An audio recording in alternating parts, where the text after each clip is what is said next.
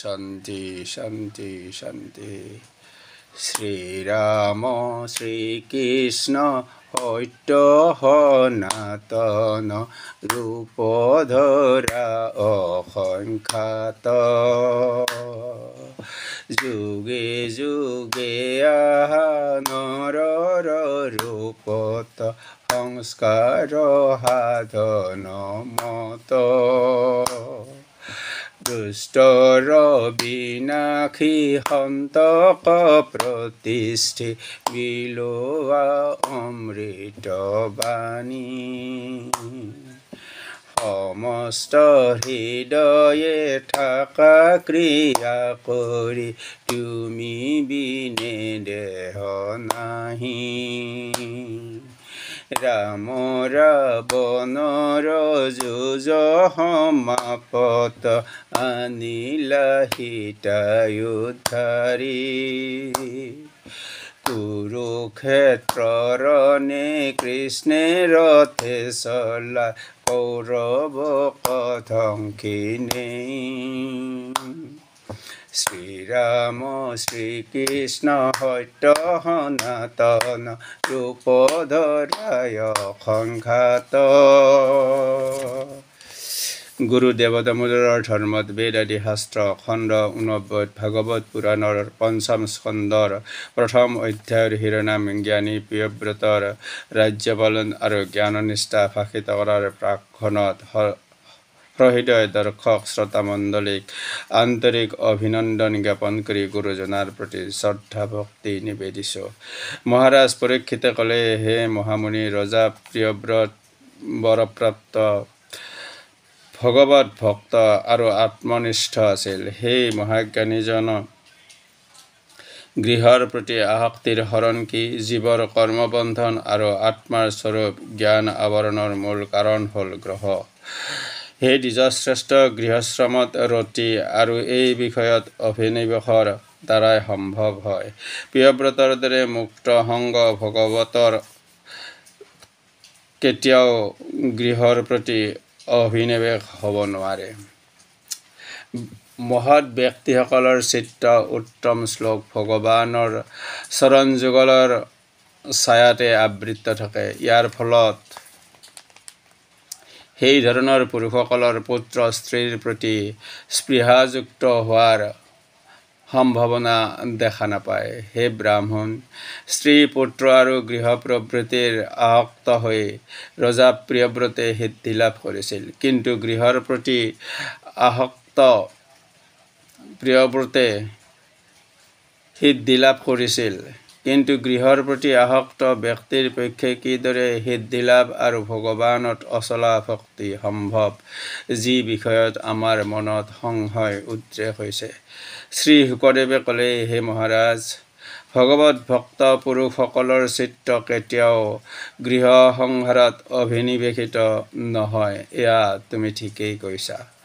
যিহেতু যিসকলৰ চিত্ত উত্তম শ্লোক ভগৱানৰ শ্ৰীচৰণ পদ্মদ্বয়ৰ মধুৰ ৰসত এবাৰ আসক্ত হৈছে, তেওঁলোকে ভাগৱত পৰমহংস ভিন্ন অন্য কাকো জানিব আগ্ৰহী নহয়। ভগৱান বাসুদেৱৰ কথাই নিজৰ পৰম মংগলময় পথ মনতে ভাবি সেই পথ পৰিত্যক্ত নকৰে। সেই পথত যিমান বাধা বিঘিনি নাহক কিয়, সেই পথত তেওঁলোকে সৰ্বদাই একনিষ্ঠ থাকে। হে মহাৰাজ, পৰম ভাগৱত ৰাজপুত্ৰ প্ৰিয়ব্ৰতে দেৱৰ্ষি নাৰদৰ চৰণ সেৱা কৰাৰ বলত অনায়াসে পৰমাৰ্থ তত্ত্বজ্ঞান লাভ কৰিছিল। ইয়াৰ পিছত তেওঁ যেতিয়া আধ্যাত্ম চিন্তাত নিজকে নিযুক্ত কৰিব বুলি স্থিৰ কৰিলে, তেতিয়া তেওঁৰ পিতৃ মনুৱে তেওঁক নিষেধ কৰিলে। মনুৱে নিজ গুণবলত প্ৰিয়ব্ৰতক ধৰাধাম পালনৰ নিমিত্তে নিযুক্ত কৰিছিল। কিন্তু পিতৃ আজ্ঞা প্ৰতীক্ষণৰ অযোগ্য হ'লেও প্ৰিয়ব্ৰতে প্ৰথমে সেয়া অস্বীকাৰ কৰিছিল। কাৰণ প্ৰথমৰ পৰাই তেওঁৰ ইন্দ্ৰ আদিৰ সমস্ত ক্ৰিয়া কলাপ নিৰন্তৰ সমাধিযোগৰ দ্বাৰা পৰম ভগৱান বাসুদেৱৰ চৰণত সমৰ্পিত আছিল। এই অৱস্থাত ৰাজপদ গ্ৰহণ কৰিলে মিথ্যা ৰাজ প্ৰপঞ্চৰ পৰা আত্মাৰ পৰভাৱ অৰ্থাৎ নিত্য সত্য পৰমাৰ্থৰ পৰা বিচ্যুতি ঘটিব। তেতিয়া তেওঁৰ মনত এয়াই ধাৰণা হৈছিল। তাৰ পিছত আদিদেৱ ভগৱান ব্ৰহ্মা ত্ৰিগুণময় সৃষ্টিৰ পৰিৱৰ্ধনৰ বিষয়ত নিৰন্তৰ বিবেচনা কৰিব ধৰিলে। নিখিল বিশ্বৰ প্ৰাণীকুলৰ অভিপ্ৰায় বুজিব পাৰি মূৰ্তিমান অখিলদেৱ আৰু মৰিষি প্ৰমুখ নিজ জনত পৰিবেষ্টিত হৈ নিজ ভৱন সত্যলোকৰ পৰা ভূতলত অৱতীৰ্ণ হ'ল। অৱতৰণৰ সময় স্থানে স্থানে চন্দ্ৰৰ সদৃশ তেওঁৰ জ্যোতি প্ৰকাশিত হ'ব ধৰিলে। পথৰ মধ্যত বিমানচাৰী ইন্দ্ৰ প্ৰভৃতি দেৱগণে তেওঁৰ পূজা কৰিব ধৰিলে। এই অৱস্থাত জগতগুৰু ব্ৰহ্মাই স্বীয় দ্যুতিৰ দ্বাৰাই গন্ধমাদন পৰ্বত গুহা উদ্ভাসিত কৰি প্ৰিয়ব্ৰতৰ ওচৰত উপস্থিত হ'ল। দেৱৰ্ষি নাৰদে নিজ পিতা ভগৱান ব্ৰহ্মাক দেখি ভক্তি চিত্তে উত্থিত হ'ল। তেওঁ তৎক্ষণাৎ পূজাৰ বিধি উপকৰণ লৈ মনু আৰু প্ৰিয়ব্ৰতৰ সংগত কৃতাঞ্জলি পুটত তেওঁৰ স্তৱ কৰিব ধৰিলে। নাৰদৰ কাষৰ পৰা যথাবিধি পূজা উপহাৰ প্ৰদত্ত হৈ অত্যন্ত প্ৰীত হ'ল। সকলোৰে পৰা মধুৰ বাক্যত স্তুত হৈ সাহায্য অৱলোকনত প্ৰিয়ব্ৰতক স্নেহভৰত ক'লে, হে তাত আমাৰ বাক্য শ্ৰৱণ কৰা সত্যস্বৰূপ অপ্ৰেম্য পৰমেশ্বৰৰ প্ৰতি দোষত আৰোপ কৰি দৰ্শন কৰা উচিত নহয়। শংকৰ, তোমাৰ পিতা মনু, দেৱৰ্ষি নাৰদ আৰু আমি আমাৰ সকলোৱে বিবশ হৈ তেওঁৰ আজ্ঞা পালন কৰি থাকোঁ। প্ৰবৃত্তি মাৰ্গৰ উপদেশ কৰিলে প্ৰিয়ব্ৰতে তেওঁৰ প্ৰতি অসূয়া প্ৰকাশ কৰিব পাৰে। এই আশংকাত ব্ৰহ্মাই নিজৰ কথাকে ভগৱান শ্ৰীহৰিৰ আদেশ ৰূপত প্ৰকাশ কৰি উপদেশত প্ৰবৃত্ত হ'ল। এই পৃথিৱীৰ কোনো দেহধাৰী জীৱই তপস্যা বিদ্যা যোগ বুদ্ধি অৰ্থ ধৰ্মৰ সাহায্যত ভগৱানে কৃতকাৰ্যৰ বিনাশ কৰিব নোৱাৰে। স্বয়ং যিয়ে বলৱান সেইজনে অন্যৰ আশ্ৰয় গ্ৰহণ কৰিও কোনো ধৰণে সেই পৰম দেৱতা শ্ৰীবিষ্ণুৰ কৃতকাৰ্যৰ বিনাশ কৰিব সমৰ্থ নহয়। জীৱগণে জন্ম মৃত্যু শোক মোহ ভয় দুখ সুখ এইবিলাকৰ কাৰণে কৰ্মবিলাক সকলো কৰ্ম সময়মতে সেই অব্যক্ত পৰম দেৱতাৰ বিধান অনুৰূপ জন্ম গ্ৰহণ কৰিছে। তাৰে অন্যথা কৰাৰ ক্ষমতা কাৰণে হে বৎস, চতুষ্পদ গবয় পশুবিলাক জৰীৰ নাকত আবদ্ধ হৈ মানুহৰ অভিপ্ৰেত কাৰ্যত নিযুক্ত হয়। আমি সকলোৱে তেনেকৈ পৰমেশ্বৰৰ বাক্য সদৃশ জৰীত সত্তাৰী গুণপূৰ্বক কৰ্ম আৰু বিবিধ বন্ধনৰ দ্বাৰা আবদ্ধ হৈ তেওঁক পূজা কৰি থাকোঁ। বদ্ধ বলিৰ বদৰ সদৃশ আমিও পৰতন্ত্ৰ। পৰমেশ্বৰৰ ইচ্ছাত তেওঁৰ নিমিত্তে কৰ্মত নিবেদিত। হে বৎস, ভোগ বিষয়ত কাৰো ক'তো স্বাতন্ত্ৰ্য নাই। যেনেকৈ চক্ষুষ্মান ব্যক্তিসকলে নিজৰ ইচ্ছামতে অন্ধ ব্যক্তিসকলক ছায়া অথবা ৰুদ্ৰযুক্ত স্থানলৈ নিয়ে, আমিও তেনেকৈ পৰমেশ্বৰৰ ইচ্ছাত পশু পক্ষী ইত্যাদিয়ে কোনো দেহ যোজিত কৰিব বাধ্য হয়। এই অনুসাৰী আমাৰ সুখ আৰু দুখো ভোগ হৈ থাকে।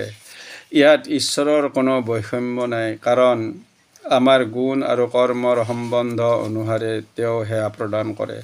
পশুপক্ষীবিলাকে প্ৰভুদত্ত কণিজ বা শস্যকণা ভক্ষণ কৰিব বাধ্য হয়। তেওঁলোকৰ স্ব-ইচ্ছাত একোৱে সম্ভৱ নহয়। আমিও তেনেকৈ ঈশ্বৰ প্ৰদত্ত সুখ দুখ ভোগ কৰিব বাধ্য হওঁ। আমাৰ নিজৰ ইচ্ছাত একোৱে নহয়।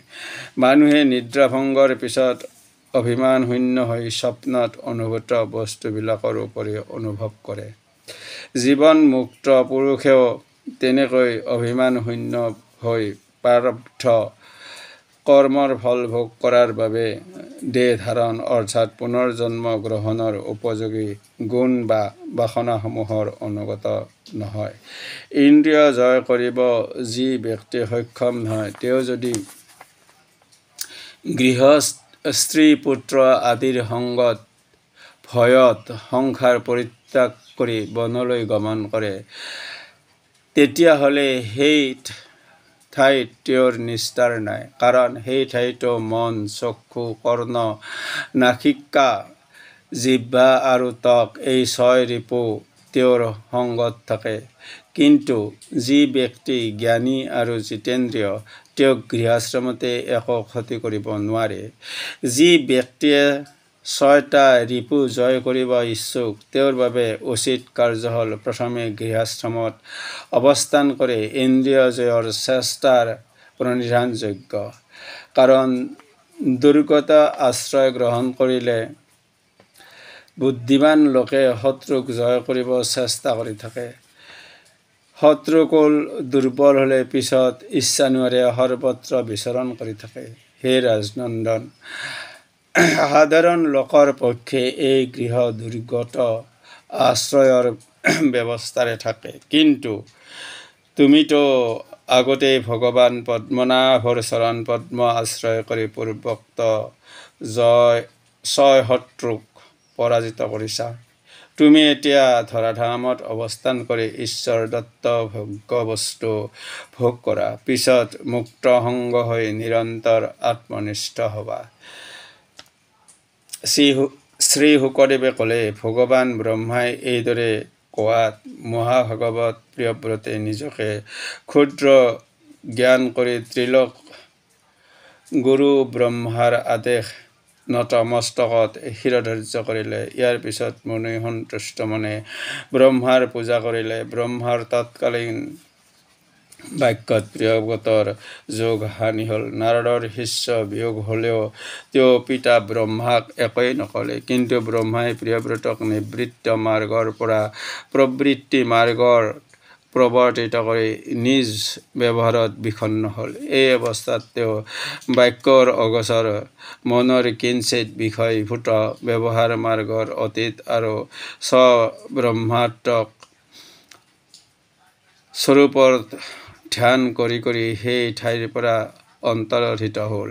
তাৰ পিছত মুনিয়েও ব্ৰহ্মাৰ কাৰ্যত নিজ অভীষ্ট সাধিত হোৱাত অত্যন্ত প্ৰীত হ'ল। দেৱৰ্ষি নাৰদৰ অনুমতি লৈ পুত্ৰ প্ৰিয়ব্ৰতক অখিল ভূমণ্ডলৰ স্থিতি আৰু প্ৰতিপালনৰ নিমিত্তে ৰাজপদত অধিষ্ঠিত কৰিলে। ইয়াৰ পিছত মুনিয়ে দুষ্টৰ বিষয় বিষাক্ত স্বৰূপ ভৱ সংসাৰৰ ভোগ বাসনাৰ পৰা নিবৃত্ত হ'ল। যি ভগৱান আদি পুৰুষৰ অনুভৱ নিখিল বিশ্বৰ বন্ধনৰ পৰা মুক্ত লাভ সম্ভৱ হয়, সেই ভগৱানৰ চৰণত আশ্ৰিত হোৱাত প্ৰিয়ব্ৰত আছিল শুদ্ধচিত্ত। তথাপি ব্ৰহ্মাৰ আদেশ পালনাৰ্থে তেওঁ মহীতল শাসন কৰিবৰ বাবে প্ৰবৃত্ত হ'ল। হে মহাৰাজ, প্ৰিয়ব্ৰত নিবৃত্তি মাৰ্গৰ পথিক হ'লেও ভগৱানৰ ইচ্ছাত পুনৰ তেওঁ কৰ্ম অধিকাৰ প্ৰাপ্ত হ'ল। ইয়াৰ কিছুদিন পিছতে প্ৰিয়ব্ৰতে বিশ্বকৰ্মাৰ কন্যা বৃহস্পতিৰ প্ৰাণী গ্ৰহণ কৰিলে। নিজ তুল্য শীলগুণ কৰ্ম আৰু ৰূপ বীৰ্য সম্পূৰ্ণ উদাৰ মনোভাৱ দশপুত্ৰৰ জন্ম হ'ল। প্ৰিয়ব্ৰতৰ এগৰাকী মাত্ৰ কন্যা আছিল। তেওঁ অতি সুন্দৰী। তেওঁৰ নাম উৰ্জস্বতী। অগ্নিৰ নামেৰে প্ৰিয়ব্ৰতৰ দশপুত্ৰৰ নামকৰণ কৰা হৈছিল। যেনেকৈ অগ্নিধ্ৰ, হস্মজিত, যজ্ঞবাহ, মহাবীৰ, হিৰণ্যৰেতা, ঘৃতপৃষ্ঠ, শ্ৰৱণ, মেধাতিথি, বীতহোত্ৰ আৰু কবি। এই দশপুত্ৰৰ মাজত কবি, মহাবীৰ আৰু শ্ৰৱণ এই 3জন ঊৰ্ধ্বৰেতা আছিল। তেওঁলোকে বাল্যকালৰ পৰাই আত্মবিদ্যা অভ্যাস কৰি পৰমহংস আশ্ৰমত প্ৰবিষ্ট হৈছিল। সন্ন্যাস আশ্ৰমতে তেওঁলোকে 3জন উপশমশীল আৰু পৰম ঋষি হৈ ভগৱান বাসুদেৱৰ চৰণত মন স্থিত কৰিলে। শ্ৰী ভগৱান অখিল জীৱনৰ আৱাসস্থল আৰু ভৱভীতজনৰ ৰক্ষাকৰ্তা সেই ভগৱান বাসুদেৱৰ চৰণ কমলত হৃদয় স্থাপন কৰি অবিচলিত পৰম ভক্তিভৰত নিজ নিজ অন্তঃকৰণ আৰু হৃদয় মধ্যত সৰ্বভূতাত্মা ভগৱানৰ অধিষ্ঠান হ'ল। মহাৰাজ প্ৰিয়ব্ৰতৰ অন্য ভাৰ্যাৰ গৰ্ভত উত্তম তামস আৰু ৰৈৱত নামৰ তিনিটা পুত্ৰৰ জন্ম হয়। তেওঁলোক মন্বন্তৰ অধিপতিৰূপে পৰিচিত হৈছিল। প্ৰিয়ব্ৰতৰ তিনি পুত্ৰই নিবৃত্ত মাৰ্গত আশ্ৰয় ল'লেও একাদশ অৰ্বুদ বছৰ পৃথিৱীত ৰাজত্ব কৰিছিল। তেওঁৰ বাহুদ্বয় আছিল মহাবলশালী। টংকাৰ ধ্বনিৰ ধৰ্মদ্বেষীসকলে নিৰস্ত নিবৃত্ত হয়। ভাৰ্যা বহিস্মতিৰ নিৰন্তৰ ক্ৰমবৰ্ধমান প্ৰমোদ লাস্য লজ্জা সংকুচিত সহসাত অংগী ভংগী কটাক্ষত প্ৰিয়ব্ৰতৰ বিবেক যেন পৰাভূত হৈছিল। এইদৰে বিষয় আসক্তিত তেওঁ যেন নিজকে পাহৰি গৈছিল। ভগৱান সূৰ্যদেৱে সুমেৰু পৰ্বতত পৰিক্ৰম কালত ভূমণ্ডলৰ অৰ্ধাংশ আলোকিত হৈছিল। ইয়াতেই প্ৰিয়ব্ৰত অসন্তুষ্ট হ'ল। তেওঁ ভগৱানৰ উপাসনা বলত অলৌকিক ক্ষমতাৰ অধিকাৰী আছিল। প্ৰিয়ব্ৰতে স্থিৰ কৰিলে যে তেওঁ ৰাতিক দিন কৰিব। এই সংকল্প কৰি প্ৰিয়ব্ৰত নিজ জ্যোতিৰ্ময় ৰথত আৰোহণ কৰি প্ৰচণ্ড বেগত পৰিভ্ৰমণ কৰিব আৰম্ভ কৰিলে। প্ৰিয়ব্ৰতৰ ৰথ আছিল সূৰ্যৰ ৰথৰ দৰে অতি বেগৱান। প্ৰিয়ব্ৰতে ৰথত আৰোহণ কৰি সূৰ্যৰ পশ্চাতত ভ্ৰমণ কৰিব আৰম্ভ কৰিলে। তেওঁ দ্বিতীয় সূৰ্যৰ দৰে প্ৰতিভাত হৈছিল। তেতিয়া ব্ৰহ্মাই তেওঁৰ ওচৰলৈ আহি বৎস নিবৃত্ত হৈ ক'লে, এই অধিকাৰ তোমাৰ নাই। প্ৰিয়ব্ৰতে পৃথিৱী ভ্ৰমণৰ সময়ত ৰথচক্ৰৰ অগ্ৰভাগৰ দ্বাৰা যি 7টা ঘাট নিৰ্মিত হয়, সেই 7 ঘাটেই সপ্তসাগৰ ৰূপে প্ৰসিদ্ধ হৈছে। এই 7 সমুদ্ৰৰ দ্বাৰা পৃথিৱীক পৃথক পৃথককৈ পৃথিৱীৰ 7টা সমুদ্ৰ দ্বীপ সৃষ্টি হৈছে। এইবোৰৰ নাম জম্বু, পলখ, শালমলী, কুশ, ক্ৰৌঞ্চ, শাক আৰু পুষ্কৰ। সমুদ্ৰবিলাকৰ বহিৰ্ভাগত এটা এটা দ্বীপ অৱস্থিত আৰু দ্বীপক বেষ্টন কৰি বাহিৰত এটা এটা সমুদ্ৰ অৰ্থাৎ লৱণজল, ইক্ষু, ৰসজল, সুৰাজল, ঘৃতজল, দধিজল, দুগ্ধজল আৰু শুদ্ধজল এই সপ্তসমুদ্ৰ এই সপ্তদ্বীপৰ পৰিখাৰে অৰ্থাৎ গড় খাৱৰ দৰে হৈ আছে। এই সমস্ত সাগৰে বেষ্টিত যিবিলাক দ্বীপ আছে, সেইবিলাকৰ মুঠ পৰিমাণ এইবিলাকৰ তুল্য পূৰ্ব সাগৰৰ পৰিমাণৰ সমান। এই সাগৰবিলাক ভিন্ন ভিন্ন ৰূপত বহিৰ্ভাগত ব্যস্ত হৈ আছে, অভ্যন্তৰত নাই। মহাৰাজ প্ৰিয়ব্ৰত নিজ অনুগত অগ্নিধ্ৰ হস্মযৈত্য যজ্ঞবাহু হিৰণ্যৰেতা ঘৃতপৃষ্ঠ মেধাতিথি আৰু বিতয়েত্ৰ নামৰ 7 পুত্ৰৰ এজনক এজনক এটা এটা দ্বীপৰ ৰজা কৰি দিছিল। তেওঁ ওজস্বতী নাম্নী নিজ কন্যাক দৈত্যাচাৰ্য শুক্ৰৰ সংগত বিবাহ দিছিল। তেওঁৰ গৰ্ভত শুক্ৰাচাৰ্যৰ কন্যা দেৱযানীৰ জন্ম হৈছিল। হে মহাৰাজ, ভগৱানৰ পাদপদ্ম ৰেণুৰ সংস্পৰ্শত যিসকলৰ ইন্দ্ৰিয়জ সিদ্ধি হৈছে, তেওঁলোক ভগৱানত সিদ্ধ পুৰুষসকলৰ এনেধৰণৰ পুৰুষ আকাৰত অবাক হ'বলৈ একো নাই। কাৰণ অন্তজ ব্যক্তিৰ যদি মাত্ৰ এবাৰ ভগৱানৰ নাম উচ্চাৰণ কৰে, তেতিয়াহ'লে তৎক্ষণাৎ সংসাৰ বন্ধনৰ পৰা মুক্তি লাভ কৰে। মহাৰাজ প্ৰিয়ব্ৰত এইদৰে জগতত অতুলনীয় বল আৰু পৰাক্ৰমৰ অধিকাৰী আছিল। এইদৰে কিছুকাল অতিবাহিত হোৱাৰ পিছত তেওঁ আত্মাক নিৰানন্দ যেন মনতে ভাবিব ধৰিলে। তেওঁ এদিন ভাবিব ধৰিলে, বিবেকবান পুৰুষ হৈও এয়া কি অন্যায় কাৰ্য চলিছে। ইন্দ্ৰিয়সমূহে আমাক অবিদ্যাময় এই বিষয় ৰূপ অন্ধকূপত নিক্ষেপ কৰিছে।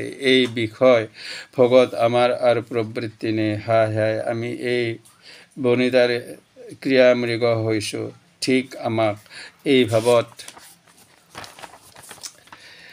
প্ৰিয়ব্ৰত আত্মনিন্দাত ব্যস্ত হৈ পৰিল। হে ৰাজন, পৰম পুৰুষ ভগৱান শ্ৰীহৰিৰ অনুগ্ৰহত প্ৰিয়ব্ৰতৰ বিবেক উপস্থিত হ'ল। তেওঁৰ অনুগত পুত্ৰসকলৰ মাজত বিষয় ভাগ কৰি দিয়ে মহৰ কিনাৰৰে প্ৰদক্ষিত পথেৰে গমন কৰিলে। সেই সময়ত তেওঁ সাম্ৰাজ্য লক্ষ্মী তথা নিজ পত্নীক মৃত শৰীৰৰ দৰে ত্যাগ কৰি আহিলে। সেই সময়ত মহাৰাজ প্ৰিয়ব্ৰতৰ হৃদয়ত নিৰ্বেদ আৰু ভগৱান হৰিৰ চিন্তা উদিত হৈছিল। এই চিন্তাবলত যি বিশেষ প্ৰভাৱ উৎপন্ন হৈছিল তাৰ ফলত প্ৰিয়ব্ৰতে সহজে ভাৰ্যা আৰু সম্পত্তি ত্যাগ কৰিব পাৰিছিল। তেওঁৰ মহিমা বৰ্ণনাকাৰী কিছুমান শ্লোক বহুদিনৰ পৰা প্ৰসিদ্ধ আছে। এইবিলাক হ'ল: প্ৰিয়ব্ৰতে যি কৰ্ম কৰি গ'ল সেয়া ঈশ্বৰ ব্যতীত কোনো ব্যক্তিয়ে কৰিব সমৰ্থ নহ'ব। তেওঁ পৃথিৱীৰ অন্ধকাৰ দূৰীকৰণৰ নিমিত্তে সূৰ্যৰ পশ্চাতত পৰিভ্ৰমণৰ সময়ত ৰথৰ চকাৰ সাহায্যত ৭ সমুদ্ৰৰ উৎপত্তি হয়। তেওঁ বিভাগক্ৰমত দ্বীপ ৰচনা কৰিছিল। তেওঁ প্ৰাণীসকলৰ অধিকাৰ বিষয়ত বিবাদ ভঞ্জনৰ নিমিত্তে নদী, পৰ্বত আৰু অৰণ্যানীৰ দ্বাৰা প্ৰতিটো দ্বীপৰ সীমা নিৰ্দিষ্ট কৰি দিছিল। তেওঁ পাতালজাত অমৰ্ত্য মৰ্ত্যলোকস্থ সকলো বিষয়ত অনীহা প্ৰকাশ কৰে।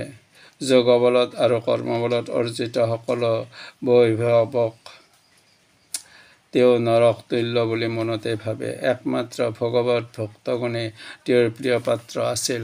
গুৰু দেৱদামোদৰৰ ধৰ্মত বেদ আদি শাস্ত্ৰ ইমানতে সমাপন কৰিছোঁ। সকলোকে প্ৰণাম জনাইছোঁ। অনন্ত কুমাৰ শৰ্মা।